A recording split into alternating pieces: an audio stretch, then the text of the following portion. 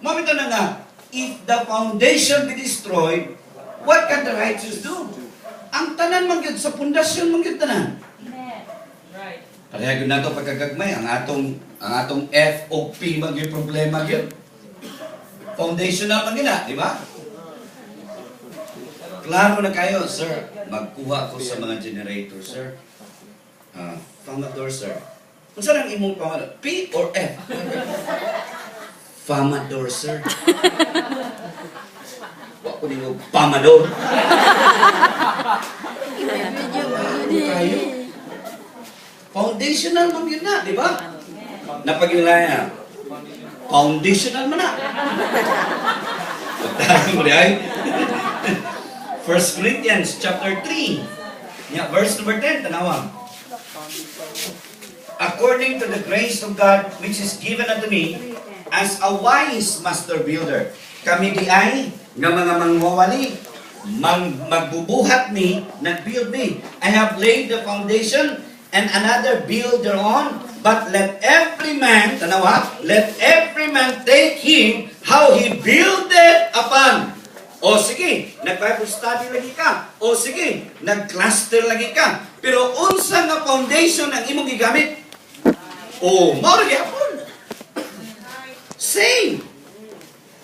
Why dugo nga Bible? Why kaluwasan nga Bible? Lahi og redemption nga Bible kay gikuha na ang tanan ang dugo gipanguha. Kadako anang in whom we have the redemption. Period. Uy, ano kablaka? Kung sa ito'y pagi sa yawa, adding, subtracting, changing. Tulog kita, basic. Add, subtract, change.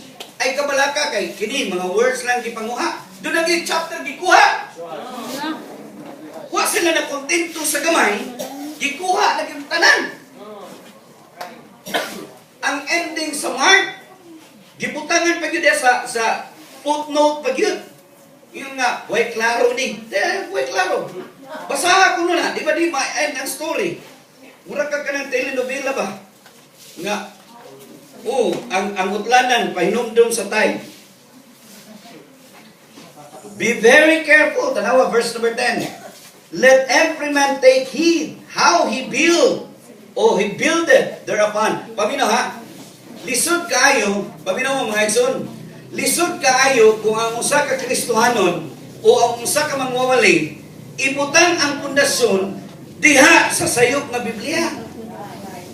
Di ako na mag-question ka, pila kay kanuman sa lain ganing iyang gisulti da. Mabito na nga ang yawa sa sunugdan pa sa Genesis chapter 3, iyang ging nga mauday na gisulti sa Ginoo. O nga ang gisulti sa Ginoo nga kung makauna nimo, mahimo kang unsa? Maabli mo mga mata o mahimo kang Diyos. Walang sulti ang Ginoo. Right. Iya paggikwaan, iyang gidugangan, giusab pa yun. Add, subtract, add, gi-change pa yun. Mo ginapaagi sa yawag yun sa Bible. Christians, we are in the last days. Daghan na kayong mga magtutuo, daghan na kayong mga mangwawali, have faded themselves from a strong foundation. Wala na. Para nila, di ko nung issue ang King James. Uy, issue na. Nga na, foundation lang ko na gano'n mo. Kung saan na lang natin mo pagtukod. Ningon si Pablo nga, magbantay ka kung saan mo pagtukod. Kay, naagot na dinikod sa tinunanay nga pulong sa Ginoo niya, sa diyang ikaw mismo, wa napatukod, mawitaw ng lisod yung kaayo, kaganina, doon na nidoon na kanya, Pastor, tagayin niya ko sa tibok ni mo outline ko ha. Sa kadaghan na anak na tudlo, ang akong outline, klase na kayo. I get it from all sources. Kung ma-Xerox pa lang akong utok, sirukin na lang ni. Di man pwede na. I never had a single outline na maurami na, I collected it all kay nindot makayunan yun na. Di ba? Muna, kinilandaan nga study. Kung imo ginitanaw, daghan pa kayo. Sakti lang kay, makalapay lang kita. Daghan kay mga verses nga kumaingon lang ka nga salvation theology, giusap yun pa kayo. Bloodless. Why redemption? Napagod, 1 John chapter 1, verse number 7. 1 John chapter 1, verse number 7. But if we walk in the light as He is in the light, we have fellowship one with another, and the blood of Jesus Christ, His Son, cleanseth us from all sin. Sige, Brother Arnold. But if we walk in the light as He is in there, Hindi ganun. malilig. Ay, ikaw ang yawa. Ika'y tigaan. Ika'y tisabtrak. Sige na. But if we walk in the light as He is in the light, we have fellowship with one another. And the blood of Jesus, His Son, purifies us from all sin. Okay. Kana siya na ay blood, no? But to some other, gikan sa ASB, NASB, New American Standard Version, gikuha na yun as ng blood. So, doon ay mga portion nga kuhaon nila, doon ay mga portion nga i-add nila. It's a bloodless Bible. Napagyan, Mark chapter 9, verse number 42. Grabe sa ni, worst food ni. Mark chapter 9.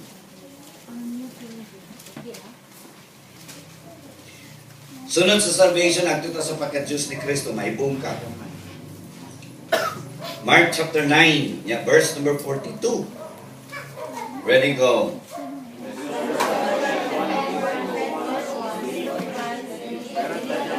It is better than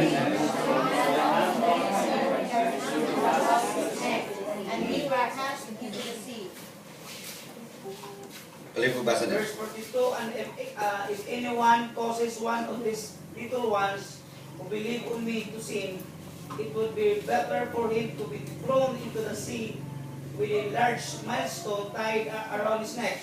Kung sa kibutan niya, and whosoever shall offend one of these little ones that believe in me, it is better for him that a millstone be hung, a millstone was hung about his neck, and he were cast into the sea. Verse number 43. Ready, go.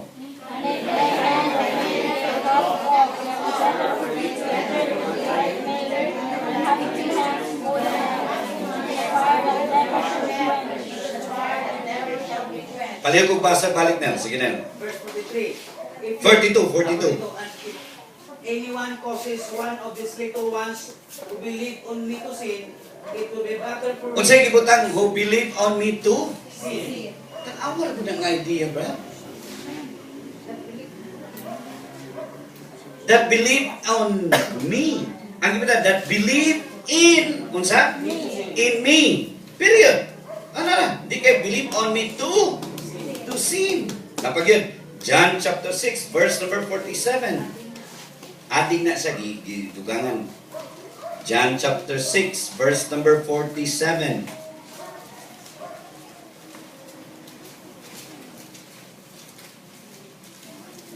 Pwede ko basa na yun. Sige na. Akita sa basa una. Ready, go.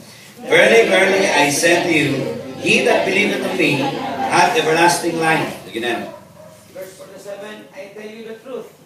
He who believes has everlasting life. Walay on me. Asa man kamutuo? Kitsa tumutuo, doon ay kaiboy dayon. Ha? Walay object. Ituyo man yun na siya kuha para ang object sa faith mura kami wa. Kitsa tumutuo, doon ay kinabuhin dayon. Di ba na yung may gisulti sa Bible? Ang gisulti sa Bible, kinsa tumutuo kanako. May kinabuhi nga walay katapusan. Kaya pwede man na mo yan. Kinsa tumutuo sa iglesia. Kinsa tumutuo sa pagpangalawa. Kinsa tumutuo sa sakramento. O pwede kinsa tumutuo sa pagpangadji o pagpangumpisan. Pero man ang specific man kaya isulti sa Bible, lingon siya, he that believeth on me hath everlasting life. Asa man yung kinabuhin dayon? Nara ni Kristo. Karon to ko ko kabantay dito, sige naman yung ko drive ng green. Nindot kay kibutan mo din, no? Only Jesus saves. Pero sa dagang panahon, dagang mamupara, abin lang ka ng tutulan mi. Naamang green, nga makugyot tanan. Lagi, parahon man mi, uy. Tutulan, sir, tutulan. Naong putag driver. Tutulan, sir. Sa tayo, kaklaro, anong only Jesus saves.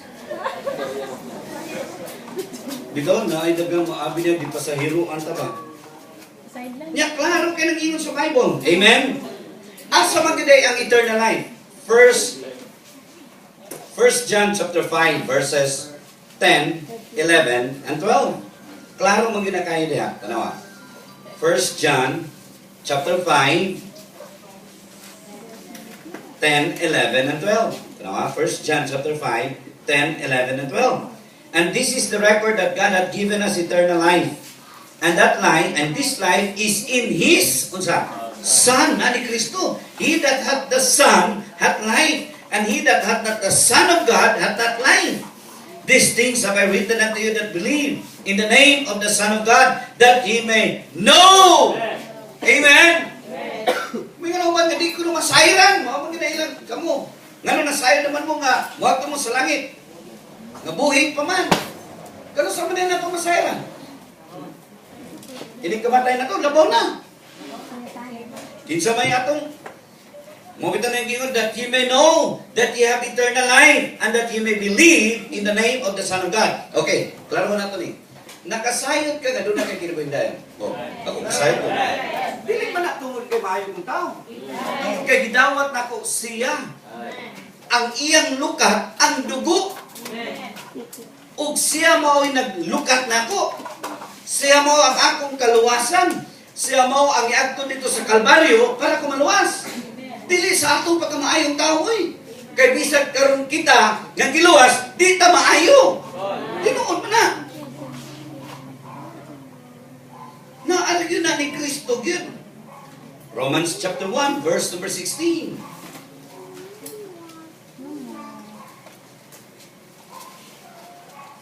Romans chapter 1, yeah, verse number 16. Okay, paliw ko basa nila. Kita sa una mo basa. Ready, go.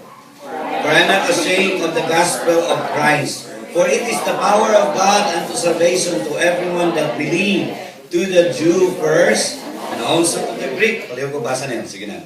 I am not ashamed of the gospel because it is the power of God for salvation of everyone who believes, first for the Jew, then for the Gentiles. Unsa nga gospel? The gospel of Christ. Pero gikuha po, pero sa NASB, ang gikuha po, the whole thing. For I am not ashamed. Wala na ang gospel of Christ, for it is the power of God unto salvation to everyone that believeth, to the Jew first, and also to the Greek. Paminaw, nganong naluwas man ka? Because of? Balik na. Nganong naluwas man ka? Okay, luwas ka. Nakay kinabuhin dayon. Kano saan mo maangkon? Kano saan mo maangkon? Kano saan mo maangkon? Baka kaluwasan ba? Sa imong pagtuo ni Kristo, pagdawat nimo. Okay. Unsa may imong gituan? Death, burial, and resurrection. Unsa man na siya? Gospel. Gospel of Christ. Kay si Kristo, nalubong, namatay, gilubong, ug nabanaw. Ug pinaagi ni ana, unsay gingon diha sa Bible, I am not ashamed of the gospel of Christ, for it is the power of God unto salvation. Diha ka naluwas. Amen. Napagyod, tanawa gani. 1 Corinthians chapter 15.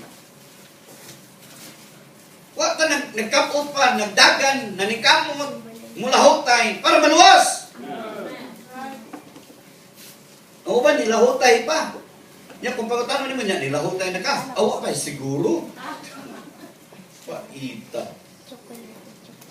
Moreover, brethren, I declare unto you the gospel which I